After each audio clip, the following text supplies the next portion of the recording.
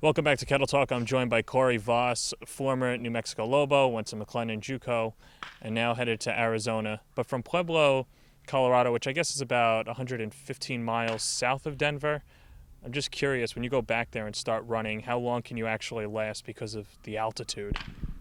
Well, first of all, I think being from Pueblo is an incredible opportunity, with the weather and everything. And training in Pueblo is definitely an advantage.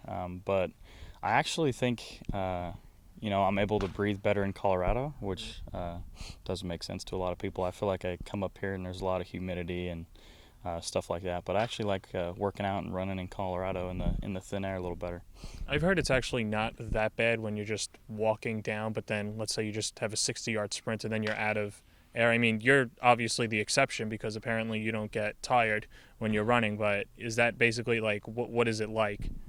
Yeah, it's thin air, and so people from up here, they go down there and they get winded or whatever, walking from their car into the mall or whatever it may be. But there's a place called the Manitou Incline. That's actually my brother and I's favorite place to go work out, and it's 1,000 feet of elevation in a little under a mile.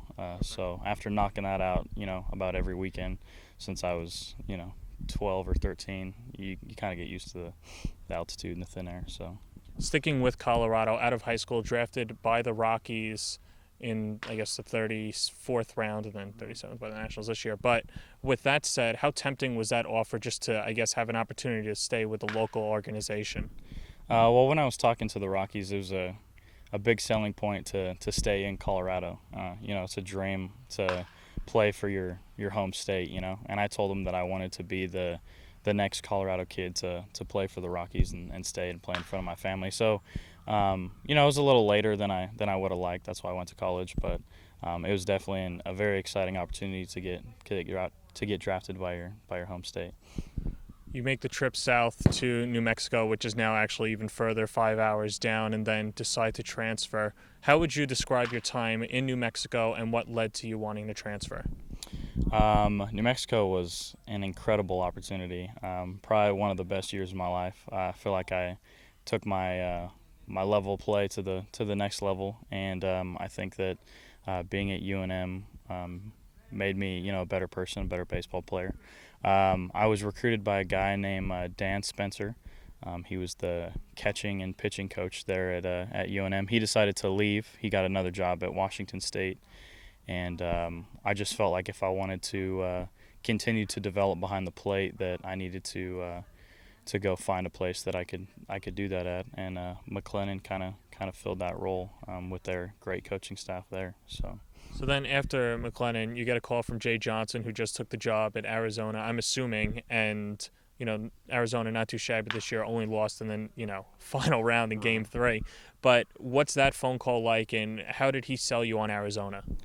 Well, when I decided to leave New Mexico, I had no idea that he even left Nevada. So it was probably a couple weeks into the summer when after I left UNM, and Cal actually texted me and said, "Hey, I left Nevada. I heard you left UNM." And I was kind of freaking out. I said, "Hey, why did you leave Nevada?" And he said, "Oh, well, Coach Johnson got the job at Arizona." So my first day at McLennan, first day of school, it was like 9 a.m. Coach Johnson gave me a phone call and said, "Hey, look, we played against you 7 times. Really, really like you and want to have you out here on a visit." And he's an incredible guy and very knowledgeable about the game. So when I went on my visit and got to know him a little better, it was a pretty easy decision to go to Arizona. Now, the Cal you mentioned, obviously Cal Stevenson, you guys were actually the co-rookies of the year in the Mountain West. But when I spoke to you earlier, you said you really didn't know him personally, just knew him as a player. You get the opportunity to play with the Kettleers and him together. So how have you got to know him as a person? Because it seems as if you guys are very close. To be honest with you, I didn't like Cal when I played against him, and I've told him that plenty of times, because he was up for kind of the freshman of the year, and I was having a pretty good season, so we didn't really like each other, especially because Nevada was really good that year, and they kind of put it on us. So when I initially heard from him in the summer, I was kind of like, oh, this guy's getting in contact with me. And then when I knew we were playing up here together, I knew it was a pretty cool opportunity to get to know each other. And we'll actually be living together next year. So, yeah, I mean, we've become great friends. And, it's kind of one of those things where I'd rather have him on my team than playing against me because, he's taking doubles away from me in the outfield and bunting on you for base hits. So, yeah, he's a good friend, and I'm looking forward to playing with him in Arizona. Now, sticking with U of A, J.J. Manischewitz is probably one of the better hitters on the Cape. Rio Gomez has a really good arm, too. I guess, how fast can baseball season get here, just knowing that you've got that talent, a team that's coming off a runner-up season, and you're going to be in the middle of it? So, I mean, I'm sure you don't want to rush time before you know it. You'll be out of college, but how much are you just looking forward to getting to 2017? So as they were making their run to Omaha, I was right there watching every game and keeping up with them, very excited about that opportunity that they had. And then when JJ just recently got out here, I talked to him for quite a bit before we played Falmouth. And, he kind of relit the flame and he's a high energy guy. So he was talking to me and Cal about how good we're going to be next year and how incredible it was to be in Omaha. So, I'm loving it here in the Cape, and there's nothing like being up here playing summer ball. But at the same time, I'm really excited to get back there and try to go after it again. JJ always talked about, Omaha 2017. So we're definitely ready to get back there again next year, and I'm glad I can be a part of that. All right, just a few, and we'll go lighthearted on this one too. I'm assuming you've been to Denver and been all around Colorado.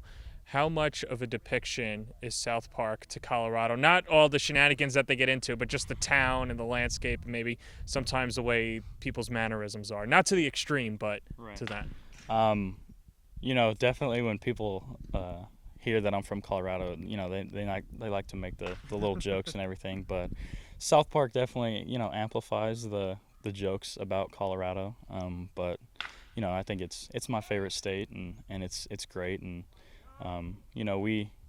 we definitely take pride in our beautiful mountains and everything, but I don't think it's definitely not as bad as everybody says. So, the jokes are a little more amplified on South Park, but it's still a great, funny show. Have you been to Casa Bonita? No, I have not. Well, actually, yes, I have, and Casa Bonita is probably exactly like what it is on South Park.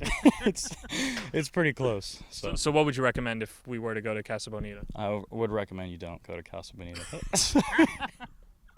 Hopefully I don't get in trouble for that, but yeah. Hey man, you said it. That's Cory Voss. We'll have starting lineups coming up right after this.